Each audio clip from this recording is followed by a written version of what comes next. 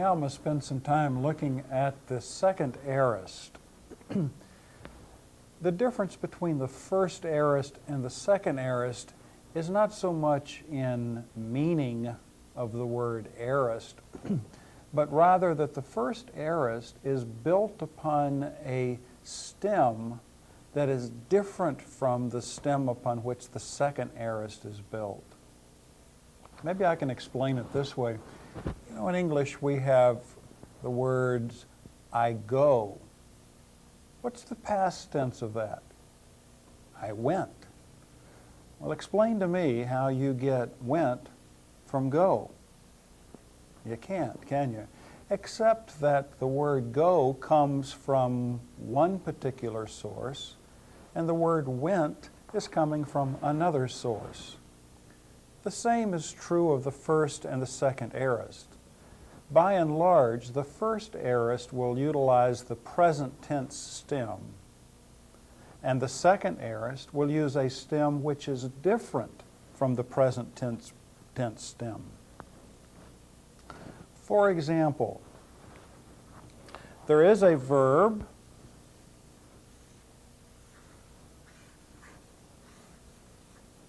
lambano. Lambano means I take or I receive. What is the present tense stem of this verb? Okay, now how do we find the present tense stem of a verb? Well, we take the lexical entry, which is what? The present tense, the indicative mood, first person singular. We take the lexical entry, we take our personal ending, we knock it off. What we're left with is the present tense stem. The second aorist of this verb, or we could say just the aorist tense of this verb, does not use the present tense stem. It uses a different stem. The second aorist of this verb uses the stem lob. Turn to page 3-26, and you will see this verb in its various forms in the second aorist active indicative. We have an augment out front because, again, the aorist is showing past time. So we have an augment plus the aorist stem of the verb lambano, which is the stem lob, plus a connecting vowel omicron, and the second aorist indicative uses the very same endings as the imperfect, the new endings. So the first singular ending is a new. We put that together and we have the word elabon, elabon. And elabon means I took, or I have taken, or I did take. Something that you need to know is that a verb has either a first aorist form or a second aorist form, with the exception of about 3 verbs in the New Testament which do have both a first and a second aorist form. But most of the time, a verb will have either a first aorist or it will have a second aorist. Now let's take a look at the second person singular. Augment plus the second aorist stem plus an epsilon connecting vowel and our personal ending sigma, giving us the word elabes, translated you took or you have taken. The third person singular, augment plus our aorist stem of lob plus a connecting vowel of epsilon with no ending. That's a movable nu. So we put it all together and we get the word elaben. Normally the movable nu is there, and remember that in text you will not see the parentheses around that nu. So again, technically the third person singular ending is not really an ending, though we usually think of it that way.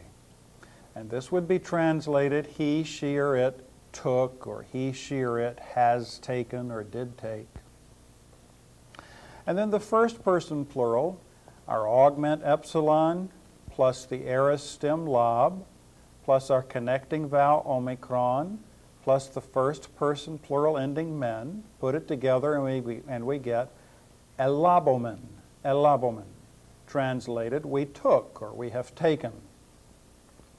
The second person plural augment plus our second aorist stem lob plus the connecting vowel epsilon plus the personal ending te, and we get the word elabete. Elabete, meaning you took or you have taken.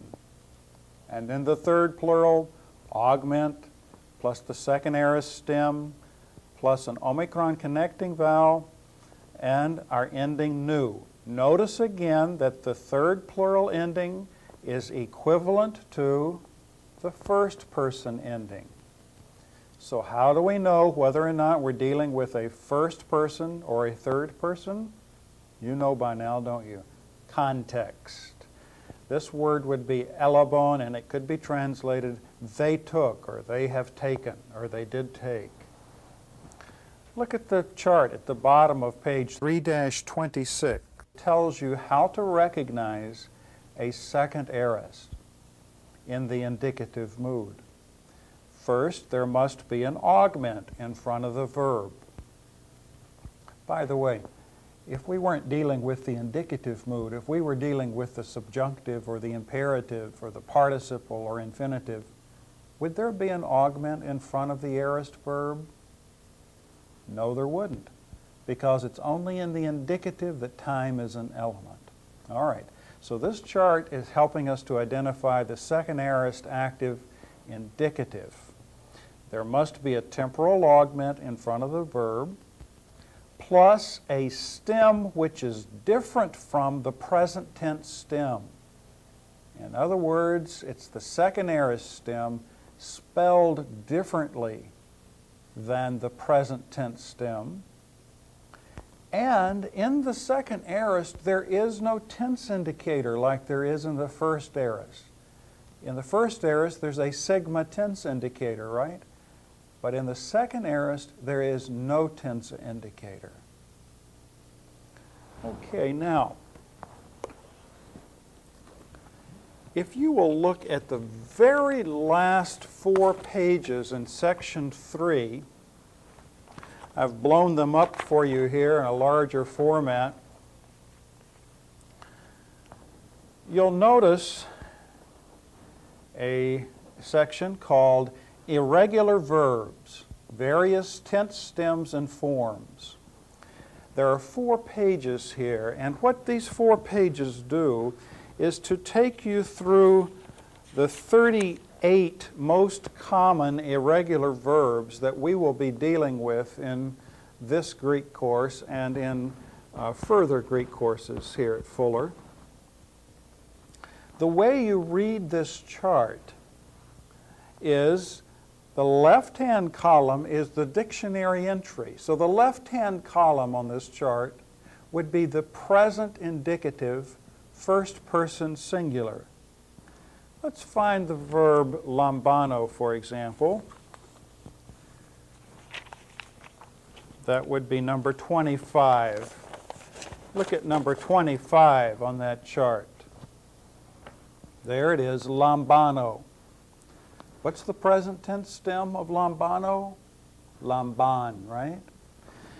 And the definition, I take or receive. Then you'll notice that there are 1, 2, 3, 4, 5 different columns. The second column has to do with the future tense.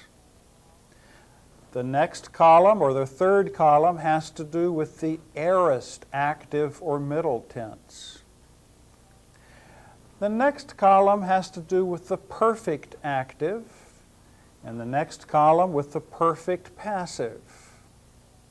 And then the last column has to do with the aorist passive. Some grammars call these the 6 principal parts of a verb. We generally don't use that terminology, but these are the 6 major constructions with which you need to be familiar when you're learning the parts of a verb. All right, looking at the verb lambano, if we go over to the aorist column, which is the third column, it tells us that the aorist stem is lab, lambda alpha beta.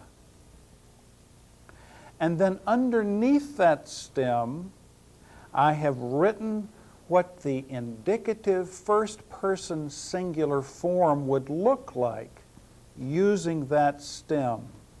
Let me write that a little larger and explain it a little further for you. I am telling you that the aorist stem of lambano is the stem lab, and then in smaller type underneath that stem, I am showing you what the indicative first singular form would look like utilizing that stem. So if it's indicative, I have an augment out front. There's my aorist stem, and my first person singular would end in an omicron nu. Elabon. So the way you read this chart is you have the stem, and then underneath the stem, I show you what the indicative first-person singular form would look like. Let's look at another word that's very common. Let's look at the word right underneath lambano. Look at number 26, Lego. Lego is highly irregular. The aorist stem is the stem ape, epsilon iota p. Now underneath that stem, I show you what an indicative first-person singular looks like. So I have my stem, and the first-person singular would look just like that. And actually, the augment is already here. This particular diphthong doesn't get any longer. It's already long, so it's already long enough to show us that it's past time, indicative. Let me write another form of that word and see if you can guess what it means.